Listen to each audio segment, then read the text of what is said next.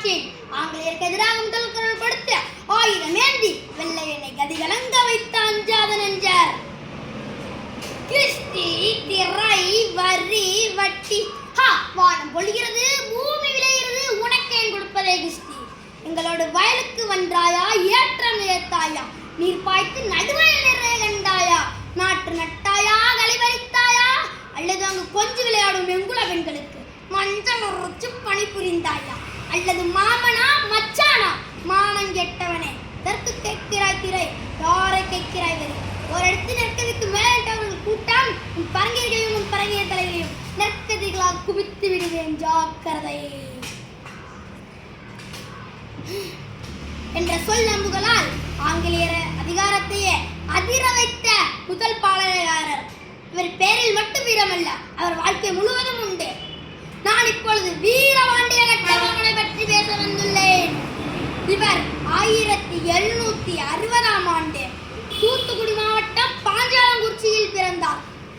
இவர் தந்தையின் பெயர் ஜெயவீர பாண்டியன் ஆறுமுகத்தம்மாள் ஆவார். இவர் அவருடைய சிறு வயதிலேயே குதிரையட்டம், மணியுட்டம், ஈட்டி எறிதல் என பல வீர விளையாட்டை கற்றுத் தெரிந்தார். இவர் தன்னுடைய 30வது வயதில் மன்னராக பதவியேற்றார்.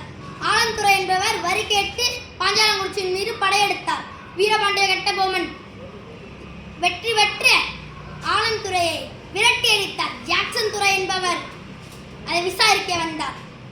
வீரபாண்டிய கட்டபொம்மனை சிறைபிடிக்க முயன்ற போது அவரை தலையை வெட்டி எறிந்தார் என்று கிங் பானர்மேன் என்பவர் வீரபாண்டிய கட்டபொம்மன் ஆயத்தமாகாமல் இருந்து ஆங்கிலேயரை எதிர்த்து போராடினார். ஆனால் கோட்டையை ஆங்கிலேயர்கள் கைப்பற்றினர். வீரபாண்டிய கட்டபொம்மன் கோட்டையை விட்டு வெளியேறி மன்னர் ரகுநாதனிடம் தஞ்சம் அடைந்தார். ஆங்கிலேயருக்கு பயந்த மன்னர் ரகுநாதன் வீரபாண்டிய கட்டபொம்மனை காட்டிக் கொடுத்தார்.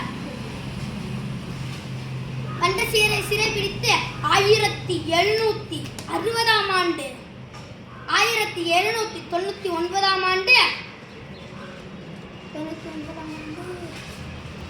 கைத்தார் என்னும் இடத்தில் தூக்கிலிடப்பட்டார். அவர் தூக்கு மேடை ஏறிய போதும் அவரின் பேச்சில் வீரமும் தைரியமும் நிறைந்திருந்தன.